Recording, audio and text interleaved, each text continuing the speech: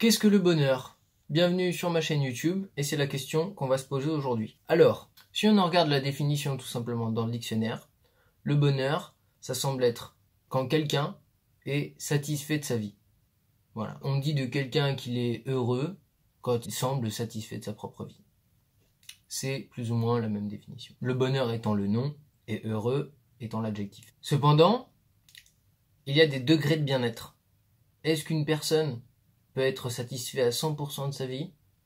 Et est-ce qu'une autre personne peut être insatisfaite à 100% de sa vie? C'est pas sûr. Il y a toujours des petites choses qui nous plaisent ou nous déplaisent. Et donc, il semble compliqué de dire qu'une seule personne, par exemple, serait parfaitement heureuse si il faut qu'elle soit satisfaite de l'ensemble des petites choses que compose sa vie. Il y a eu pas mal d'études en psychologie positive ces dernières années où on a essayé de démontrer des choses sur le bien-être, de savoir quand les gens se sentaient mieux, essayer d'expliquer pourquoi et de voir du coup comment on pouvait améliorer la vie des gens. Mais comme il est très compliqué de savoir quand les gens sont heureux précisément, justement parce qu'on ne peut pas aller mesurer toutes les petites choses dans leur vie et on ne peut pas non plus les accompagner tout le temps. L'idéal serait probablement des capteurs dans le cerveau qui mesurent notre niveau de bonheur. Si par exemple on associe ça à la noradrénaline, à la dopamine ou à la sérotonine, on associe ça à des hormones en particulier, on les mesure chez par exemple 1000 personnes et on mesure comment évoluent ces hormones chez ces personnes en fonction des activités qu'elles font. Et hop, comme ça, on peut donner plein d'indices sur le bonheur. Seulement, il est possible que des taux différents de ces hormones chez ces personnes aient finalement des effets différents. Donc après, il faut rééquilibrer tout ça. Et tout simplement, en termes techniques, c'est quelque chose qu'on n'a pas encore fait pour l'instant. Et il faudrait aussi démontrer précisément à quel cocktail d'hormones correspond exactement ce qu'on peut appeler le bonheur ou ce qu'il y a un peu en dessous, etc. Donc du coup, ce qu'on fait dans les études en général, les études que j'aurais tendance à utiliser par la suite, pour tenter de faire donc une éthique qui soit moderne, j'ai expliqué que je voulais maximiser mon plaisir et minimiser mon déplaisir, donc on va s'appuyer énormément sur ce genre d'études. Et donc ce qu'on fait dans ces études-là, c'est simplement qu'on demande aux gens, par exemple on leur donne une échelle de 1 à 10 et on leur demande de décrire à quel point ils sont heureux selon cette échelle. Donc par exemple, à quel point pouvez-vous dire que vous êtes heureux sur une échelle de 1 à 10, sachant que 10 correspond à parfaitement heureux et 1 c'est extrêmement malheureux. Voilà. Et donc du coup, grâce à ça, ça nous permet d'avoir des évolutions de la perception. Le seul problème, c'est est-ce que les gens eux-mêmes savent bien s'ils sont heureux ou pas. Par exemple, il y a une étude qui semble démontrer qu'il y a 50% de notre sentiment de satisfaction sur le long terme de notre vie dans sa globalité qui est en fait influencé, déterminé totalement par notre humeur du moment, de l'instant, le moment où on fait ce test. Ça semble être disproportionné. Pourquoi l'humeur de l'instant détermine à plus de 50% ou à 50% le fait qu'on soit heureux ou pas dans la vie? Ça semble incroyable, on peut passer un mauvais moment à un instant sans pour autant que ça fasse baisser aussi drastiquement notre sentiment de bonheur. Donc je vais vous mettre cette étude en description bien sûr. Et en fait ça peut s'expliquer par différentes choses. Le problème c'est que quand on demande aux gens s'ils vont bien, s'ils sont bien, c'est une question qui est extrêmement complexe. Quand on demande aux gens s'ils sont heureux, c'est une question qui est extrêmement complexe.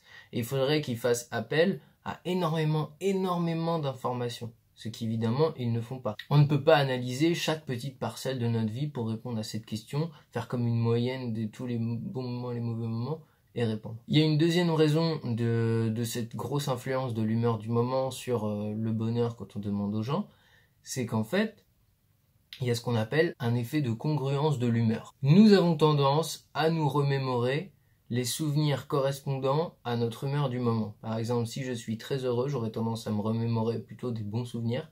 Et si je suis très malheureux, j'aurais plutôt tendance à me remémorer des moments où je suis triste, etc.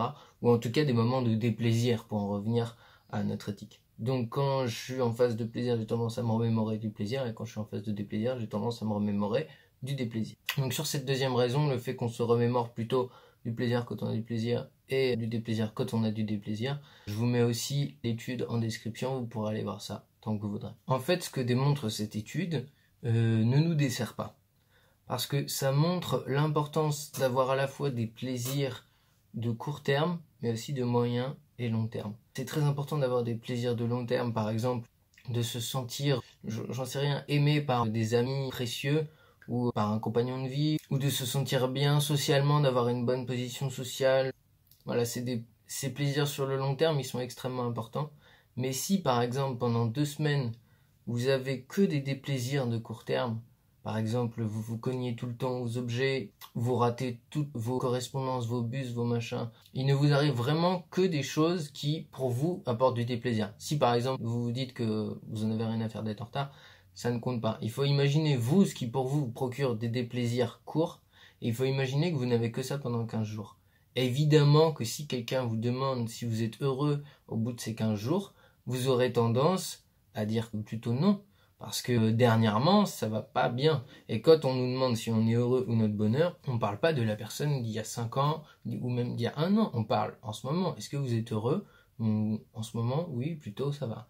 Donc c'est toujours à ramener à l'instant, et c'est toujours aussi à ramener dans une composante entre les plaisirs de court, moyen et long terme. C'est pour ça, j'en parlerai plus longuement par la suite, mais qu'à mon avis, il faut vraiment équilibrer les plaisirs de court et long terme. Il y a des plaisirs de très court terme, comme embrasser quelqu'un, manger quelque chose de bon, ça c'est des plaisirs plutôt de court terme, et des plaisirs de long terme, comme avoir l'impression d'avoir une vie cohérente, ou avoir l'impression d'avoir des amis qui sont sincères, avoir l'impression d'être une bonne personne selon ses critères aussi. Voilà, tout ça c'est des plaisirs de long terme qui sont aussi très importants. Il semble donc qu'il y a une influence entre ce que l'on vit, nos plaisirs, déplaisirs, et notre niveau de bonheur. Il semblerait que plus on vit de choses agréables, de plaisir, plus on a tendance à être heureux, et plus on vit de choses désagréables, de déplaisir, plus on a tendance à être malheureux. Donc les choses s'équilibrant. Si on a un petit peu de déplaisir mais beaucoup de plaisir pour compenser, voilà, on peut quand même être heureux évidemment. Si on ne définit pas le bonheur comme quelque chose d'absolu inatteignable où il n'y a que de la satisfaction. Voilà. On peut aussi le définir d'une certaine manière qu'on atteigne un seuil acceptable de plaisir par rapport au déplaisir reçu. Attention cependant, ce qui est important c'est la perception. Une personne qui, mangeant peut-être pour la millième ou la 10 000e fois la même compote, pas de suite évidemment, sinon il est mort, mais il remange la même compote peut-être pour la 1000e fois, et il est capable d'y prendre du plaisir, de se dire c'est bon, j'aime bien la compote. De cette manière tout à fait naïve, cette personne-là évidemment aura tendance à avoir beaucoup plus de plaisir dans sa vie qu'une personne qui sera plus rapidement blasée des plaisirs et qui du coup ne verra que les déplaisirs. Donc ne perdons pas de vue, voilà, tout ce qui compte c'est la perception, et que donc quand je parle de plaisir ou déplaisir, je parle pas dans l'absolu. Je parle de notre manière d'arriver à regarder le monde. On parle donc d'une sorte d'équilibre plaisir-déplaisir, et puis peut-être d'un seuil atteignable pour dire eh bien qu'on est heureux. Et en fait, il y a une étude qui a été faite par 2 chercheurs en psychologie, et ils sont arrivés à la conclusion qu'il faut que le nombre d'éléments positifs dans notre vie sur le nombre d'éléments négatifs, donc le nombre d'éléments positifs sur le nombre d'éléments négatifs, ce rapport soit supérieur ou égal à 2,9. Il y a des millièmes, mais on s'en fiche, et je vous dirai pourquoi après. Donc, ce qu'on peut retenir de leur étude, c'est que il semblerait qu'il faille environ 3 fois plus de plaisir que de déplaisir pour qu'on atteigne le seuil où on se dit heureux. Ce pourcentage, il monte même à 5 pour 1 dans un couple. Donc dans un couple, on est plus exigeant, on s'attend plus à ce que notre conjoint nous soutienne plutôt qu'il nous critique. Donc là, il faudrait carrément 5 fois plus d'éléments positifs que d'éléments négatifs. Donc après cette publication en recherche psychologie positive, elle a fait l'objet d'une certaine controverse parce qu'il semblerait que ce soit appuyé sur des modèles mathématiques, notamment de dynamique des fluides, qui soient complètement bidons. Donc après, l'étude en elle-même existe expérimentalement et les chiffres qu'ils ont donnés correspondent à ce qu'ils ont trouvé expérimentalement, mais ils ont voulu s'appuyer ça avec des modèles mathématiques de dynamique des fluides et ça a été débunké un peu plus tard. Je vais vous mettre tous les articles en description si vous voulez aller voir ça. C'est assez intéressant d'ailleurs, c'est un gars qui n'était pas chercheur qui a trouvé que c'était n'importe quoi leur article du point de vue mathématique, qu'il y avait pas mal d'erreurs ou de choses qu'il ne maîtrisait pas et qui donc l'a remis en question.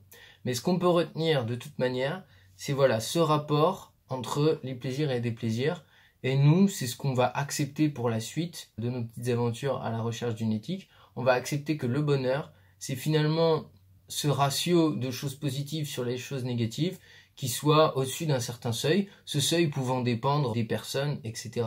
Mais donc voilà, ça nous permet de formaliser ce qu'est le bonheur. Donc encore une petite chose cependant, il semblerait qu'à partir de 11 ou 12 fois plus de choses positives que négatives en termes de retour, eh bien les résultats avaient tendance à chuter, ce n'était pas du tout profitable, tout simplement parce que au bout d'un moment, quand il n'y a que des choses positives, les gens finissent par stagner et il y a rien qui les challenge. Donc ce qui semble qu'il faut qu'il y ait, c'est que leur théorie, voilà, c'est qu'il y a vraiment des gens qui s'épanouissent, et donc pour s'épanouir, il faut quand même plus de retours positifs que négatifs, mais on s'épanouit pas non plus que avec du retour positif. Voilà, donc n'hésitez pas à me faire des critiques en commentaire, mais n'oubliez pas qu'il faut au moins me donner 3 fois plus de choses positives que de choses négatives si vous voulez contribuer à mon bonheur. Après, vous pouvez ne pas vouloir contribuer à mon bonheur, ça c'est mon problème, et c'est à moi de gérer mon ratio. Voilà, je vous dis à la prochaine, et j'espère que cette vidéo vous aura été utile pour comprendre comment on caractérise le bonheur pour la science, et même de manière générale, c'est une définition que je trouve intéressante. N'hésitez pas à me dire ce que vous en pensez. À bientôt! À